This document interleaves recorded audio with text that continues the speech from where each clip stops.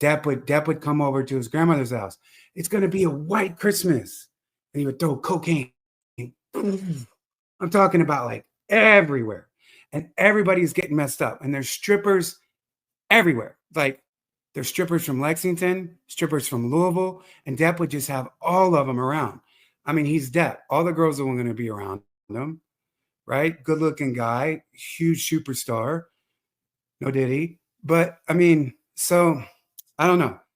So I feel like if I'm out here talking about Diddy and I'm talking about Jay Z, but I'm not talking about Johnny Depp because I've got some criticism that's like, why is this white guy only talking about people of color?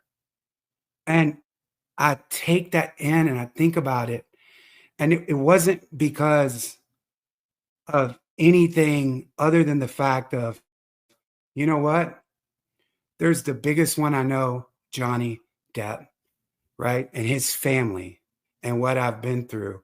And they need to be exposed. And if there's anybody out there that's been a victim of Johnny Depp, come forward, speak out, right? He's weak right now. Disney doesn't have him yet. And if any Disney executives are working, go interview his family, go interview Billy and see who you're putting out there in front of these kids as Captain Jack Sparrow. So that's why I feel like I'm doing what I'm supposed to do. And I know Billy's upset over this, and I'm sorry to Billy. You know, we have a long history, but like I said, there's casualties of war, Sean, and we are at war here, right? And we're at war to protect our children, and we're at war to protect the world. And if Billy's got to suffer some shame, then so be it, because Johnny Depp needs to be locked up and thrown in prison. And all right, let me just. All right, no, you're doing great, and we salute your bravery speaking out like this about these people. So we've got almost 1,500 watching live across all the platforms. If you just tuned in, we've got Jonathan Hay. We've got his links in the description, his Instagram, etc. And he's talking about Billy Depp's nephew confiding in Jonathan to something bad that happened to him at the hands of Depp, allegedly, when he was a young person, just to clarify for the viewers. And did Billy indicate to you, and this is based on what Billy told Jonathan, they were in business together with Depp, and Marilyn Manson was hanging out. Did Billy express to you how old he was when these bad things happened to him, allegedly? So they were in Miami. He lived in Miami. Billy did with Depp before he got famous. So if you trace it back, like, you know, he went out to do Wes Craven, right? I think that was the first film. So it was before that, up until LA. This was like his father figure. It seemed to go on for a long time. You know, it happened over and over and over again. And Billy still works for him this day. His sisters, who are his manager, they know what kind of person he is, right? They know what kind of person Marilyn Manson is. They know the stuff that they're into. And everybody just accept it, because the thing about Johnny Depp is, what he would always say is, he didn't want to be an actor. He wanted to be a musician, you know, and that's all he wanted to do. So he was, you know, he would always play on music, which was awesome. Like, I was always blown away by working with Johnny Depp, as being a fan of all his movies. Like, some of the greatest movies of all time are Johnny Depp. But when I started to see these things over the years, and then when Depp says that he's going to break my jaw in 2 places, and he's threatened me for continuing on with a project where we had take investors' money, I was like, okay, well, are you guys going to pay him back? You know, what are we going to do? Right. And so Depp was, you know, Depp would always be on FaceTime, because me and Billy were always together, and always be showing like his pounds of weed and his ounces of cocaine and all this stuff like that. He's a complete maniac, you know, when it comes to substances. More so than anybody I've ever seen. So KP wants to know our houses. In the houses Billy that we'd rent, he would send packages of so much stuff where everybody, I was never a person that's into C, right? I'm never into that. I'm more into psychedelics and like DMT and like positive stuff for trauma and like the leaf. I'm into that kind of things. I'm not into that other stuff. But he would send that for everybody. So it was just like this huge party of like, wild and out of control. Sorry, KP what was your wants to know question? how KP wants to know how you met Billy in the first place. So it was in Kentucky, like I said, and weirdly enough, I think it was I met Billy. He invested with this guy named Fred McKnight, Brian McKnight's brother, the singer. And he invested in this project called Undiscovered Live. And Undiscovered Live ended up being some kind of scam, right? And Fred McKnight lived in Orlando. So when I was doing the Rihanna project in 2005, in 2004 and 2005, that's when I heard of Billy's name. So I would see like they used to have like these message boards because of like Whitney Houston, like he had a message board, and I saw one of Billy's posts, and it just kind of stuck. Like, wow, this is really interesting because where we did the Rihanna project was in this neighborhood called Sand Lake in Orlando. It's outside of Disney World. It's really like gated, and Justin Timberlake lived there. Like you'd see him cut his grass, and Fred McKnight was there, Brian McKnight was there, and that's where we were working on the Rihanna project, right? So that's how he got on my radar. And then in Kentucky, I met him at all places, KFC, Kentucky Fried Chicken. And then we started talking. He was like, "Is that your Cadillac?" And I was like, "Is that your Jeep outside?" And then we both went outside, and he was like, "Do you smoke?" I was like, "Yeah." I was like, "Get in." And then we just, started talking, started hanging out, and we started working together. And like I said, we worked together for like 10 years. So it was always weird. So as like the fact that Billy and Depp would allow all these people to invest money and all these artists to be broken, like I put in so much work, Sean, and then to have that publicist Melissa Nathan stop the project and then block everything that I'm doing. Like I think I told you on the last show, I was like, for a few years, I was like blacklisted, man. Like if it wasn't for my girl who's right here, I wish she'd get on and say hi to everybody, but she won't because she's shy. Like she held me down and put me back together. Because the whole time I was like, I'm irrelevant. I kept saying, I'm blacklisted. I, I kept telling her like all the time, I've got enemies that I don't even know who exist. And I didn't know it was Melissa Nathan. And there's a story that I did with this writer. Her name is Kat from ABC News a few weeks ago, where I talked to her about what I went through with Melissa Nathan. People can Google that, and through Drake and Drake's baby mama Sophie. She caused problems all across the board where I was gone. Like I used to have TMZ, I used to have CNN, I used to be at the top, and then all of a sudden everything was taken away, and I was living with my girl in Uptown, New York, right? Just broken, depressed, and couldn't get anything going. And that's when I started like, I was like, you know what, I'm gonna get my life back together. And I saw something that Jaguar was doing, and I was like, I'm gonna come out and speak as well. And then, it brought me back. That's why I'm so appreciative of Jaguar Wright, because a lot of people will tell me like, she's this, she's that. To me, she's a person who helped me get my life and my career back together. So to me, she'll always be an angel. The So more garbage if people talk Jaguar about sees this, people, thank you, Jaguar, so much.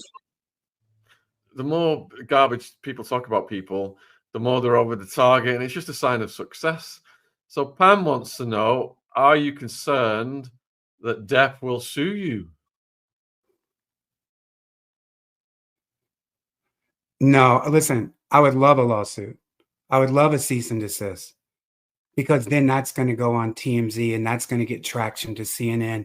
And then he's going to be on the hot seat and under the radar because he's going to have to prove that this isn't true. And he's going to have to prove that this isn't real. And that'll bring it out in public where more people can come forward, right? Because all it takes is one, right? Just like the tipping point. You got a mountain of rocks. Keep pulling away the rocks, the pebbles, and eventually the mountain is going to fall. Just like they did Diddy. So when I say Jay Z's next, Depp needs to be next. So when Depp allegedly said to you he was going to break your jaw in 2 places, did you think he would follow through, or that was just bluster? Once again, he was very angry. They have wild tempers. So does Billy. Wild guys, country boys from Kentucky. You know, they call themselves rednecks, white trash, right? That's what they call themselves, right? It's exactly how they act. Nah, because if Depp would have swung at me or tried to do anything, Sean, I would have been paid, right? Like, I mean, the lawsuits and everything that would happen is like, I don't care if I take a beating. But at the same time, I mean, he's like 15 years older than me. I'm a big guy myself. I also have trauma and anger issues. I would love to fight Depp. You know, he's a coward, especially if he touches children and all the other stuff. He's a coward. You know, I would love to fight Depp. So are we going to go to Diddy and the Druski yeah, but listen, and if I couldn't, if Depp got me, hopefully Jaguar will come in because Jaguar can take care of Depp for me, right? So anyway, Jaguar, if you're watching, I might need your help.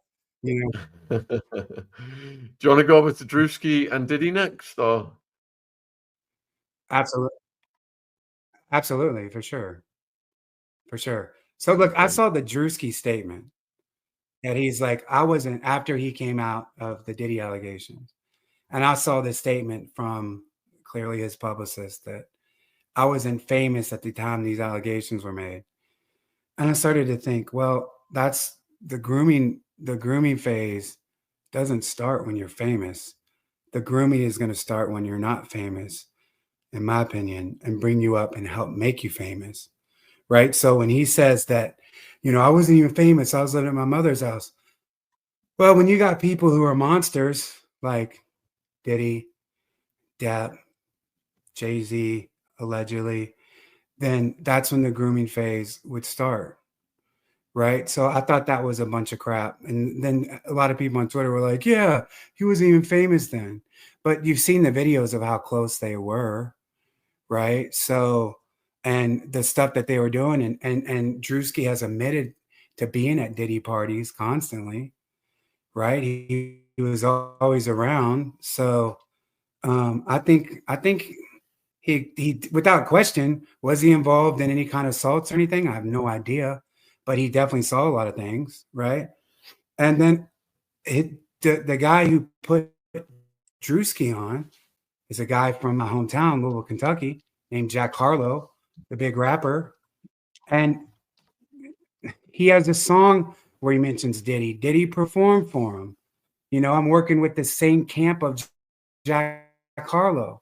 And they would always tell me that him and Diddy were like smashing, right? They were in a relationship, which I was like, wow. So it was shocking to me to know that, you know, Jack Harlow and Diddy were in a relationship at one time. And I'm not going to even say allegedly because we run with the same circles from Louisville, Kentucky. We're not talking about Hollywood. We're not talking about New York. We're talking about Louisville, Kentucky. Very small, right? I'm talking about people, his family, Harlow's family, Harlow's producers, Harlow's studio have all said, not in a bad way, but him and Diddy were, you know, having sex. So that's how I was like, let's not put the heat on only Druski. Let's also put the heat on Jack Harlow to come out and speak. Because, see, that's what's happening.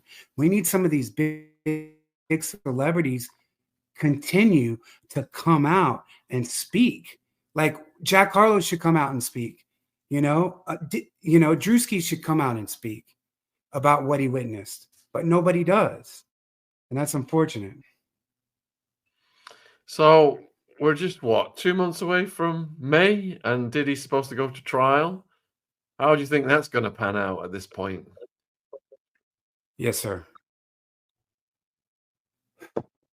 I don't know. Like the people who are publishing my book, I have a great team. I can't wait to reveal all this stuff for you. They like for the book, they have hired private investigators. They've hired lawyers to vet everything out so we don't get any kind of defamation. So to have them in my corner, the information that they're giving me and the information that the confirmations that we're getting is insane. Like it's like I'm working with some very serious people that are very passionate about taking down the human trafficking, sex trafficking rings, the power, the elite that's been happening for so long. And so that a lot of the book dives into that, right? So I'm excited about that because I just want justice, you know. Yeah, we had Bob Marley's daughter on last week, and she's coming on again on Wednesday night, and she's pretty much talking about and confirming a lot of the things you're saying, about the initiations and how these people sacrifice for fame, what they do, and even give their kids up and things like that. It's really intense, and it's good that more and more people are shining a light on this. I think you'd be very interested to hear what Zara Marley Yeah. has to say. All right, viewers, get your questions in the chat for Jonathan Hay.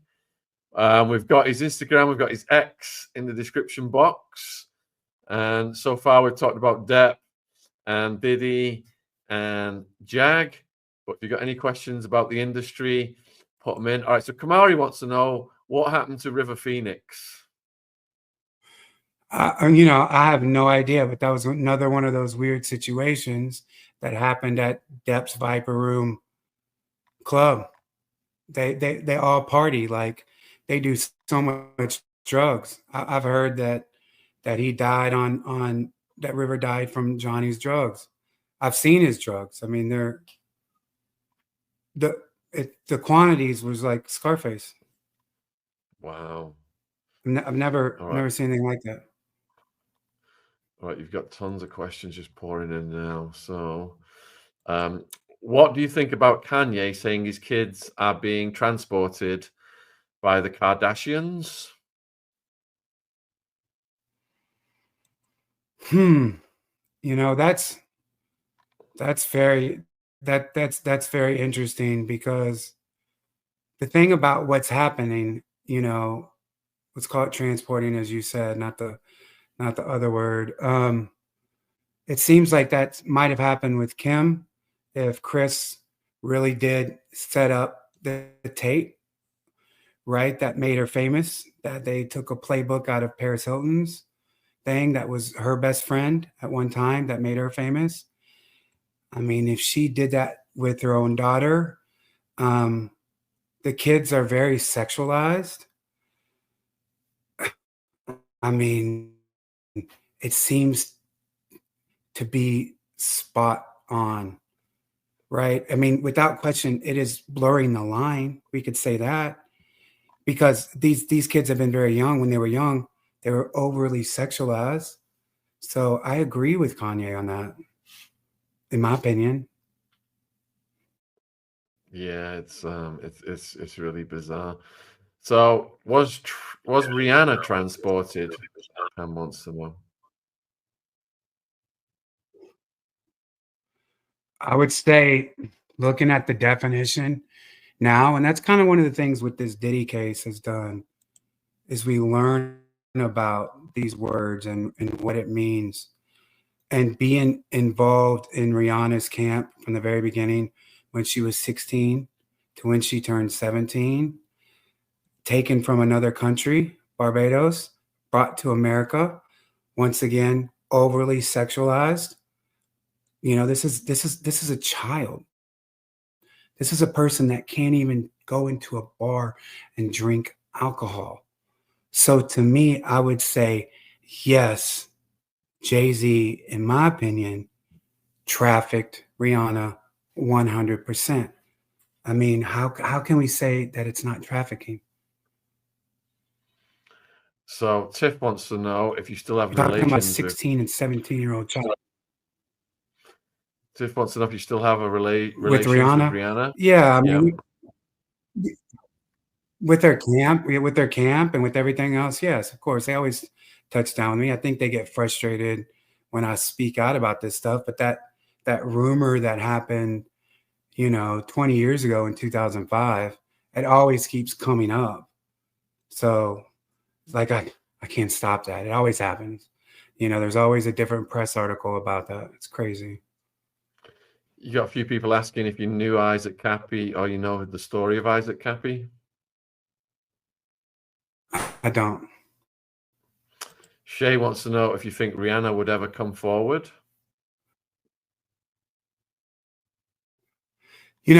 I really thought she was, because when Jason Lee from Hollywood Unlocked, he started to talk about, he was kind of talking, he was being a journalist.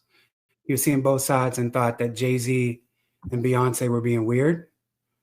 And then I would see pictures of him and Rihanna, how close they were hanging out. I was like, and he had a source. Jason Lee has a source. I was like, oh my gosh, Rihanna's finally going to come out. Jay Z's finally going down. And then, last week we see her with Blue Ivy, right? So I'm like, man, I don't know,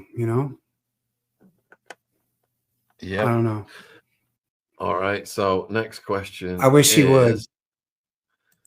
Could it be Rihanna doesn't come forward because the risk it might have on her kids? Absolutely. But Rihanna is just as big a star as Jay Z and Beyonce. So she has just as much power. So, I mean, I wish she would. Okay. All right. Next thing is, do you believe Kris Jenner is in a relationship with Corey B? Seems that way. I don't know too much about that. Okay. Can you talk about RHCP? I don't even know what RHCP is. Do you? Red Hot Chili Peppers, I think. Oh yeah. Okay. I don't know. I just know that they worked in Depp studio a lot, right? At that home studio. It's like being in his home studio was amazing, right? It's like, wow, we're in Depp's home studio in his house where he recorded with all kinds of like major people. Like he wants to collaborate with everyone. All he wants to do is music. Yeah, I arrived in America in '91, and they were playing the Chili Peppers all the time on the radio. I'll never forget it. All right, so All the time. The Blue Couch is being allegedly putting on content for cash with unreliable witnesses. Your thoughts? I don't believe that. I have no idea. I've never received a payment for any interview or anything that I've done or really hear about it. To be honest, I don't think so. Katz wants to know if you have any thoughts on Corey Feldman's documentary. The two Coreys, I watched it. Quite harrowing. I haven't seen it yet. I want to. Obviously, a huge fan, and it was weird when I was in Dallas. His brother Eden and I became really close, and so. But I haven't really paid too much attention of what Corey has going on. But it definitely seems like he has a lot of trauma, and he was definitely there at the highest level. He was great friends with River Phoenix. That'd be a question to ask him. I'm sure I would love to hear Corey Feldman talk about Johnny Depp, because I do know that Corey Feldman has said that there's some mystery people back in the day that were involved. Like he would know. I'm sure he could give some answers about Johnny Depp because they ran in the same circles with River Phoenix. Jonathan, do you know Diddy's head of security, Mohammed? He was also Michael Jackson's head of security. I heard the name as we're writing the book, but I don't know. FF is asking, have you heard any details about Angie Stone? I haven't, but what's weird is, so after we did the Rihanna project with the producer, the next project that we did was Hillary Duff, and then it was Angie Stone, the same producer that did Pond to Replay. We worked with Angie Stone on a song called I Wasn't Kidding. And it was like one of my biggest disappointments in my career because I wasn't able to capitalize on any of the press or anything. It was really unfortunate, you know? Question from HC. How do you feel about Kendrick? He has co-signed Diddy plenty of times in